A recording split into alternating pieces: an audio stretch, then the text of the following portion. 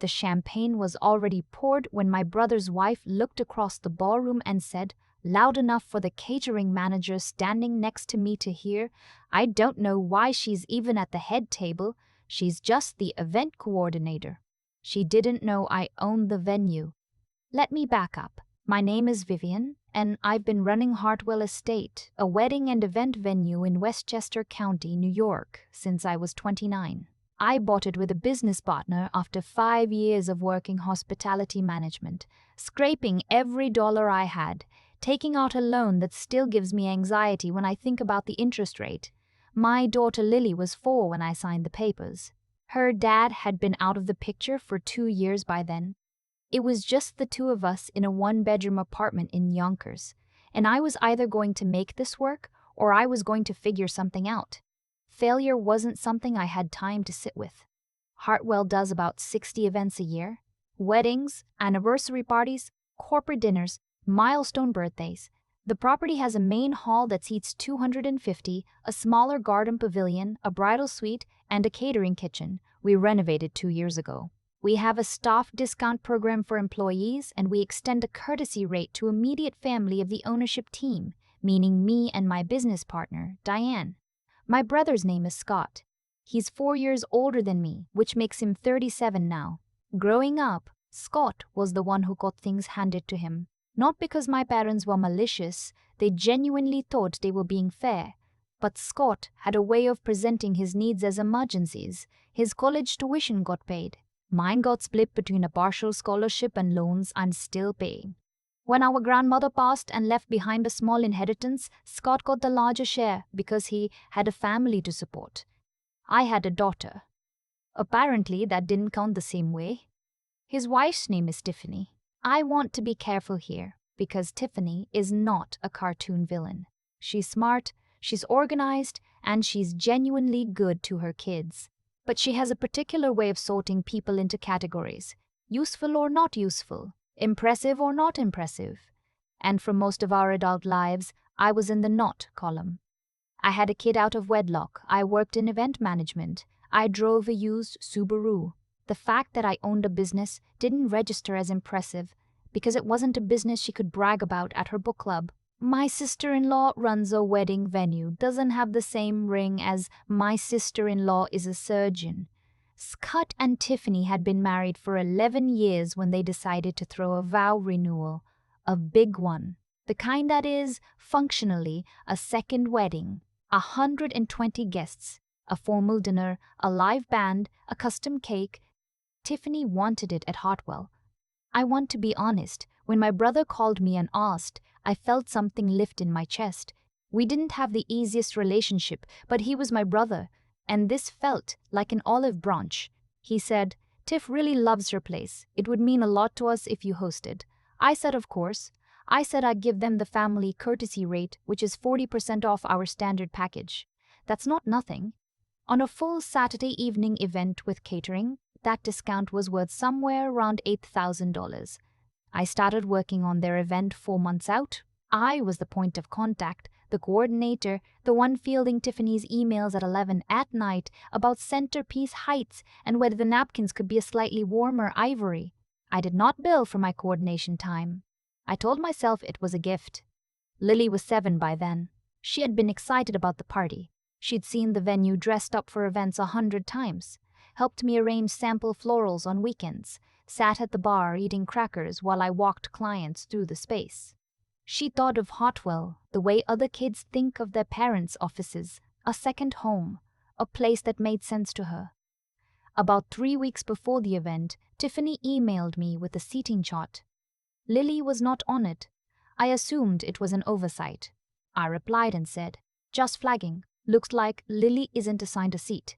Do you want me to add her to one of the family tables? Or did you have her somewhere else?" I kept it light. I assumed it was an oversight. Tiffany's response came the next morning. "Hi Vivian, we made a decision to keep the event adults only. We should have mentioned this earlier and I apologize for the confusion. It would be great if Lily could maybe stay with the sitter that evening. I'm sure you understand, we just want a sophisticated atmosphere. Thanks for everything you're doing." I read it twice. Then I forwarded it to Diane, who called me 30 seconds later and said, "She's kidding, right? She was not kidding. I sat with it for a day. I am a person who sits with things. I've learned, slowly, over years of being the kind of woman people underestimate, that reacting immediately is almost never the right move. So I sat with it. Here is what I sat with. It was coordinating this event. I had given up 4 months of my time. I had extended a 40% discount that represented $8,000 in revenue I would not collect. And my daughter, who had spent her childhood at this venue, who had watched her mother build something from the ground up, was not invited to attend.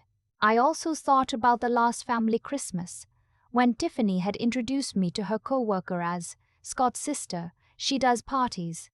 I thought about the Thanksgiving where she'd asked, genuinely curious, whether I ever thought about doing something more stable.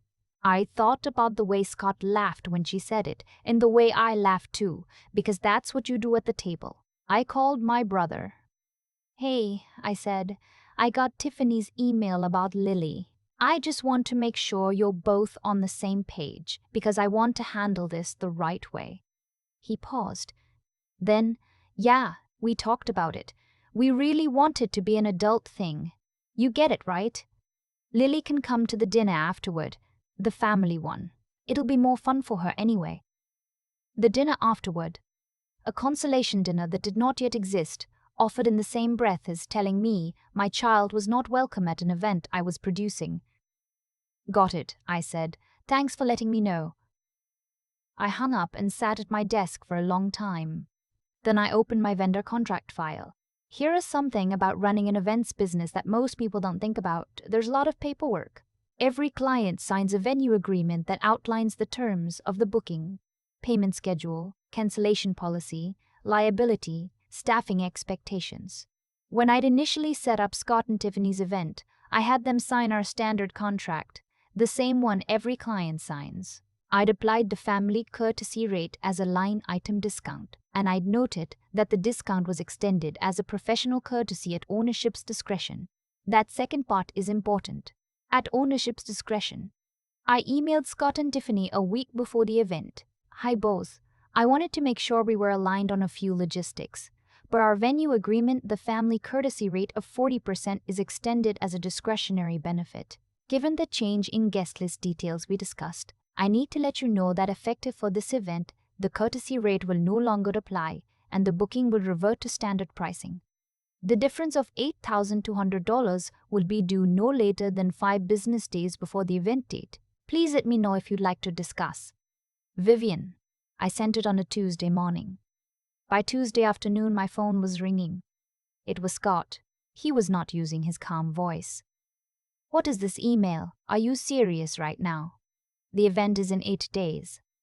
"I know," I said. "That's why I wanted to give you as much notice as possible." "Vivian, you cannot just change the price a week before. That's insane." "The contract specifies that the courtesy rate is discretionary," I said. "I can send you the language if you'd like. You're doing this because of Lily." "I'm letting you know that the terms of our agreement have changed," I said. "If you'd like to talk through options, I'm available this afternoon." He hung up. Tiffany called 20 minutes later. Her voice had that particular quality it gets when she's being strategic, a little warmer than usual, a little slower. "Vivian, I think there's been a misunderstanding. We love Lily. This was never about her specifically. It was just a general adults-only decision." "I understand," I said. "The pricing adjustment isn't personal either. It's a business decision." A pause. "We already paid the deposit." "The deposit will be applied to the new total," I said. "I've outlined everything in the email." Another pause. Longer. "Is there any flexibility here?" "I'd be happy to reinstate the courtesy rate," I said. "The rate is extended to immediate family of the ownership team. As her aunt, Lily qualifies as immediate family. If she's on the guest list, the discount applies." The silence that followed was the kind that has texture. "Let me talk to Scott," she said finally. She called back 2 hours later. "We'd love for Lily to come," she said. "Please add her to the seating chart." "Wonderful," I said. "I'll confirm the courtesy rate is reinstated and send you an updated invoice. Let me tell you about the night of the event. I wore a navy wrap dress and low block heels because I was working. I always work my own events. I know every vendor, every timeline, every contingency. I had Lily with me from 5:30, and she was in a pale yellow dress she'd picked herself, which she told me made her look professional but also fancy. She was right. She spent the first hour helping me check in the florist delivery and telling our head of catering, a woman named Iris who's worked with me for 6 years, that the appetizer display looked really elegant. My dad was there. He's in his late 60s, retired, and he has a way of being present at events without needing to be the center of them. He found me during the cocktail hour and put his hand on my shoulder and said quietly, "You built a beautiful place, kid." I don't know if he knew the full context of what had happened. I didn't tell him. But I held on to that for the rest of the night. Scott and Tiffany were in the bridal suite getting ready. They did the formal entrance, the first dance, all of it. The room looked genuinely stunning. Hartwell's main hall with the candles lit and the ivory linens and the August humidity pressing warm against the windows. Whatever else I have to say about that year, it was a beautiful event. I'm proud of the work. About an hour into dinner, Scott found me near the bar where I was reviewing a vendor timeline. He had a glass of whiskey and the kind of loosened up energy that comes from relief that a big thing is actually going smoothly. "It looks amazing," he said. "Really, you did an incredible job." "Iris and the team did great work," I said. He looked at his glass. "I know it was a rough few weeks." "Events have their logistics," I said. "I mean with everything, with Lily." I looked at him. "She seems like she's having a good time," he said. He nodded toward the far end of the room, where Lily was sitting with my dad and two of Scott and Tiffany's older kids, all of them apparently deep in some game involving the centerpiece candles and a lot of whispered negotiation. "She is," I said. He nodded, sipped his drink. "She's a good kid. She is." There was a pause where I think he was deciding whether to say something else. He didn't. He just touched my arm once, lightly, and went back toward his table. It wasn't an apology. It wasn't a nothing, either. I've learned to receive things in the form they come. Tiffany, for her part, was gracious all night. She thanked me 3 times publicly during her speech, introduced me to someone as the woman who runs this incredible venue, and when the person asked if I'd done their event personally, said yes. It was the warmest she'd been with me in years.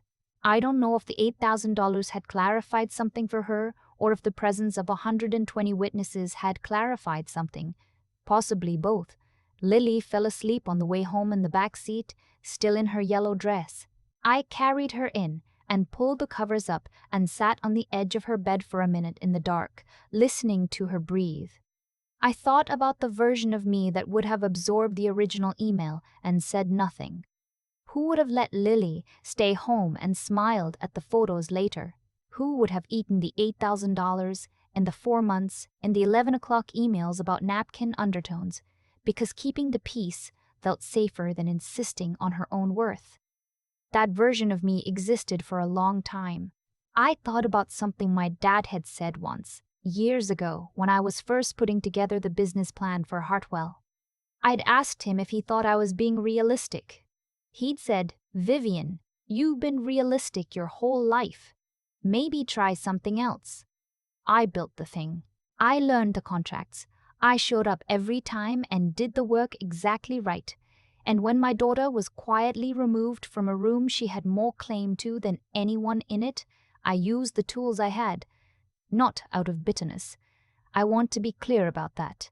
I have spent enough of my life burning energy in the direction of people who weren't looking. The decision to invoke the contract terms wasn't anger. It was just finally speaking the language that got heard.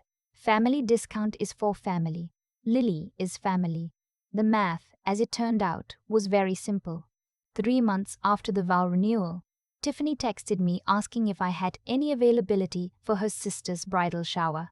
She wanted to use Hartwell. I checked the calendar. I told her we'd love to have them. I still think about the moment I read that email. Adults only. Sophisticated atmosphere. My daughter had spent her childhood at that venue. She knew the names of every vendor. helped arrange florals on weekend mornings, fell asleep in the back office while I finished invoices. And someone decided she didn't belong there. The easiest thing would have been to say nothing. I almost did. There's a version of this story where I find a sitter, drop Lily off, show up in a black dress and smile through the whole night. I've done versions of that before, absorbed the cost quietly because keeping the peace felt like the responsible choice. But responsible to whom exactly? There's a difference between being the bigger person and being the person who disappears so everyone else is more comfortable. What I've learned, slowly, over years of being underestimated, is that the way you respond to being treated carelessly teaches people what to expect from you going forward, not in a calculated way, just in the simple, human way that actions have consequences. When I invoked the contract language, I wasn't running a scheme. I was just finally refusing to absorb a cost that wasn't mine to carry. The math was honest. The discount existed because family meant something. When Lily wasn't family enough to attend, the discount didn't apply. That's not punishment, that's just what the words meant. I've also thought a lot about what it took to get there. Not the email, but the years before it. Building Hartwell when Lily was 4 and I had nothing but a loan and a plan nobody else believed in. Working events on weekends when I would rather have been home. Learning contracts, permits, vendor negotiations, catering licenses. None of that happened because I was fearless. I was scared most of the time. But I kept going anyway, and I kept my standards for myself even when other people's standards for me were low. That kind of persistence doesn't announce itself. It just accumulates quietly until one day you realize you're standing on something solid. The integrity part is harder to talk about because it sounds like bragging, but I think it's the most important piece. I could have handled the discount conversation with anger, or publicly, or in a way designed to embarrass. I didn't. I sent a professional email with contract language and an updated invoice. I gave them time to respond. When Tiffany called and asked if there was flexibility, I told her exactly what it would take to reinstate the rate. No games, no hidden agenda, just the actual terms. And she made the choice. She added Lily to the seating chart, and I sent the updated invoice, and we all showed up and did our jobs. Lily wore yellow. She told our catering director that the appetizer display looked elegant. My dad squeezed my shoulder and said I built something beautiful. I think about that a lot more than I think about the invoice. The thing about doing work with integrity over a long period of time is that the results don't always look dramatic.